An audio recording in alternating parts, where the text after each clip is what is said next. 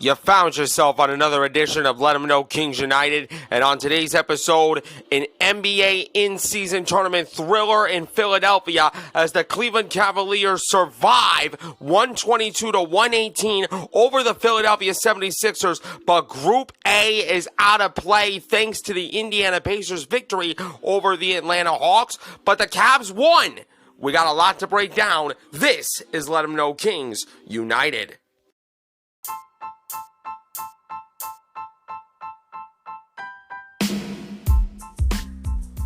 And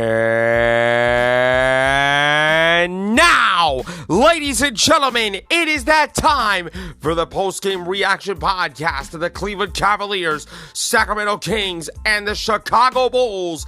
This is Let 'Em Know Kings United.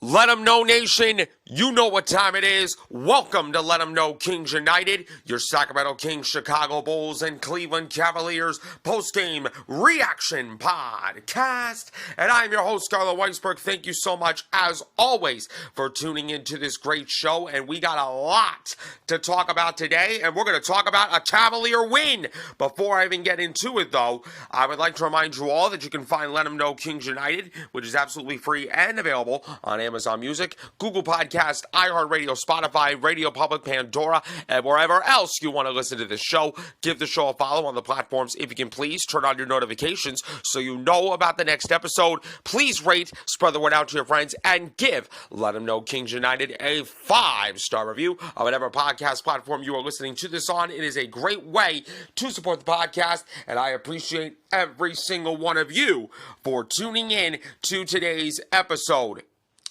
Despite the fact that the Cleveland Cavaliers were playing shorthanded for a third straight game, the Cleveland Cavaliers have now won 4 straight games and remain alive in the Eastern Conference wildcard berth of the NBA in-season tournament with a 122-119 win over a talented and a scrappy Philadelphia 76ers team. Before I even get into it, I need to give the kudos to the Philadelphia 76ers. And I know what many of you are thinking. Why am I giving kudos to the opponent that we just beat? I gotta give the kudos and the respect to the Philadelphia 76ers because those guys came to play.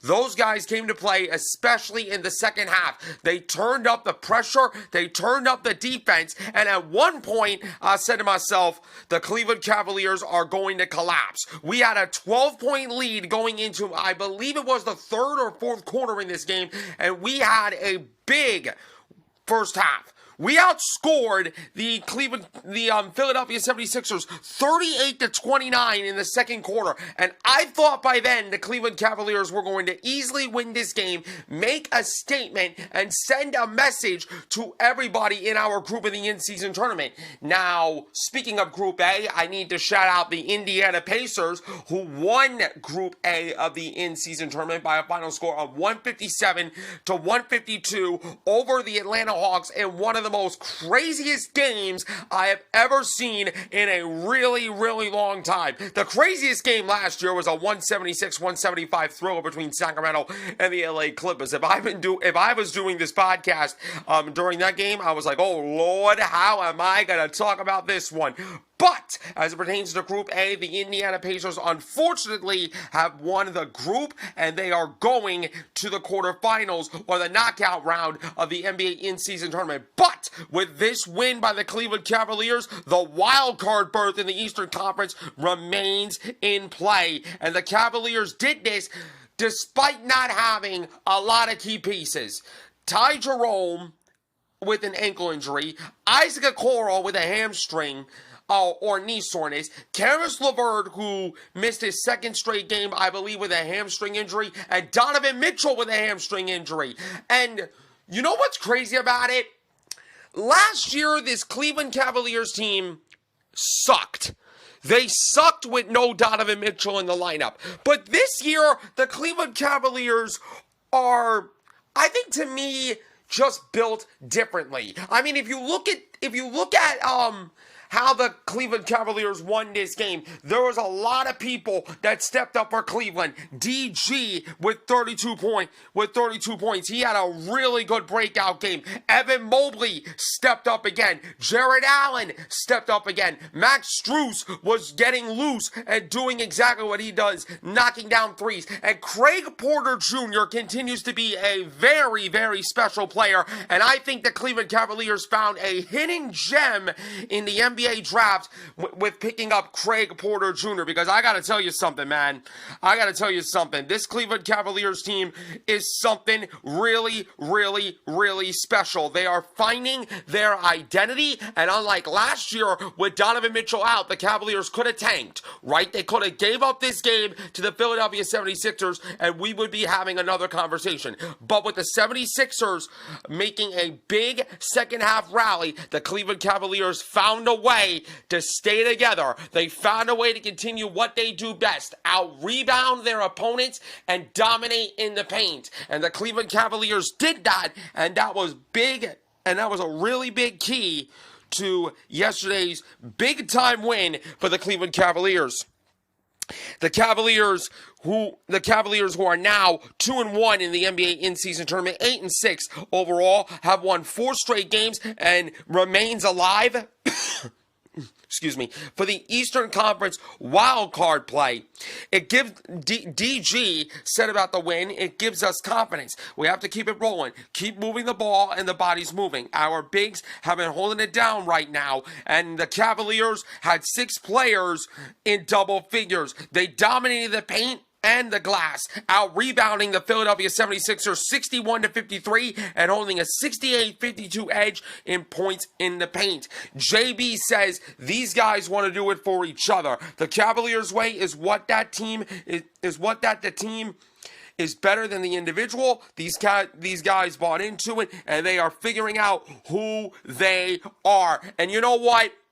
I was on JB Bickerstaff's tail early on in the season, right? I said that he was one of the worst coaches in NBA history and probably one of the worst coaches in the history of the Cleveland Cavaliers. But you know what, JB? I got to give you some credit.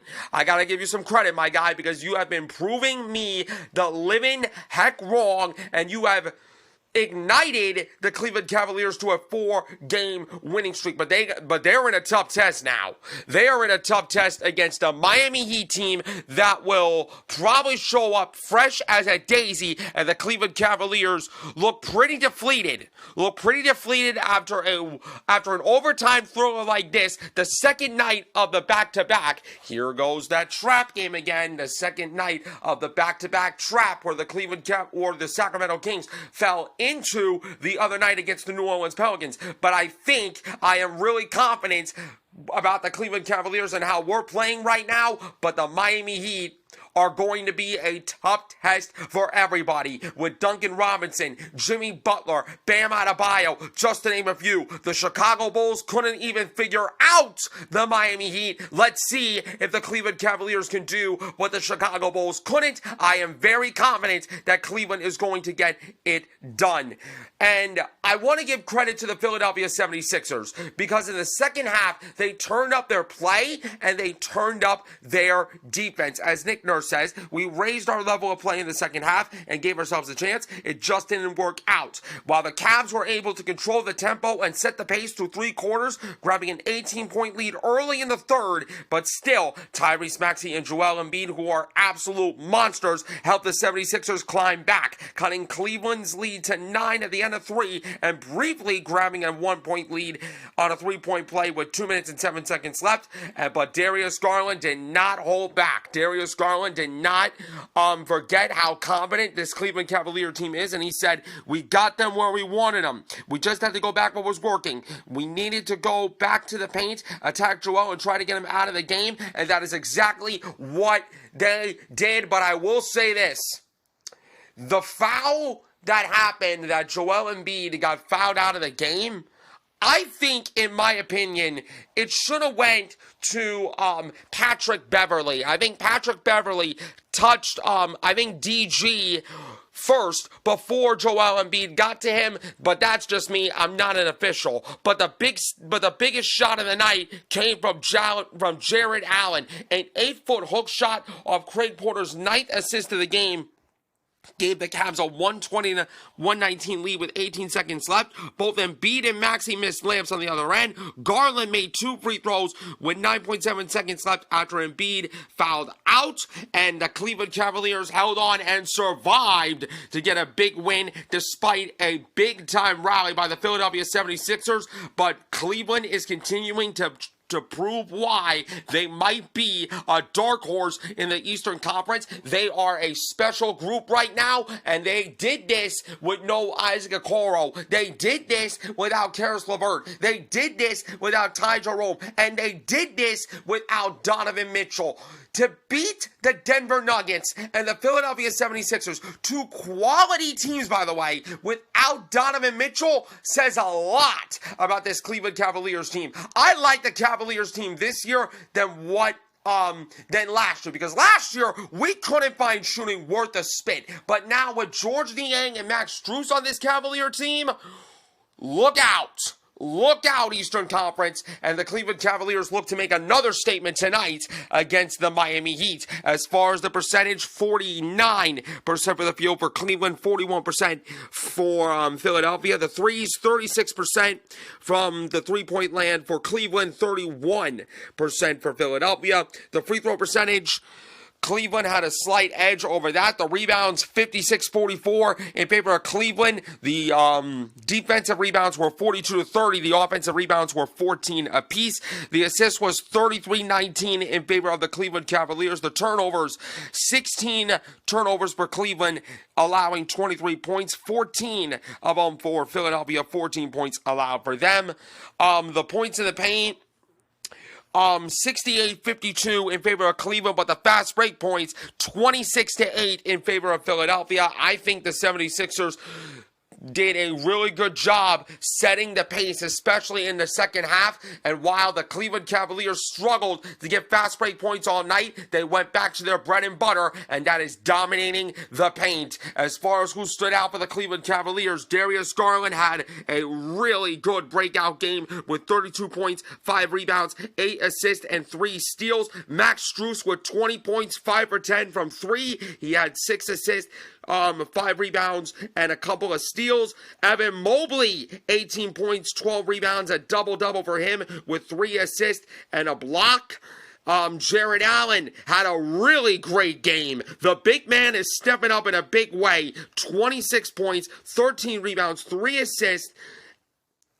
And he was 12 for 20 from the field. Off the bench, Craig Porter Jr., you better put some respect on that man's name, with 12 points, 9 assists, 3 rebounds, and a plus-minus of 21. George Niang off the bench looked pretty good. 12 points, 2 for 4 from 3, with 7 big rebounds. As far as the Philadelphia 76ers, Tyrese Maxey, you got to give this man credit. He balled out with 30 points, with 6 assists, 4 rebounds, and a steal. Joel Embiid did his thing. 32 points, 13 rebounds, 5 assists, 5 blocks, and 2 steals.